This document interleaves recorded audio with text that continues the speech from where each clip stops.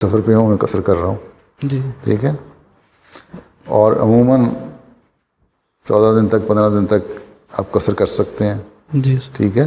لیکن اگر آپ کو مدت پتہ نہیں ہے اور 4 دن کے لیے آپ کا سفر ہے، پھر آپ کام کی وجہ سے 4 دن اور ٹھہر گئے، آپ قصر کرتے جا رہے ہیں، جی تو کر سکتے ہیں. حضرت مسیح علیہ الصلوۃ والسلام کو ساتھ ایک واقعہ اس طرح پیش ہوا کہ اس طرح چند دن کے لیے سفر تھا، نماز قصر فرماتے رہے آپ، اور وہ مدت جو ہے تقریباً 2 مہینے تک طویل ہو گئی، جی اور آپ نے تو قصر کی نماز.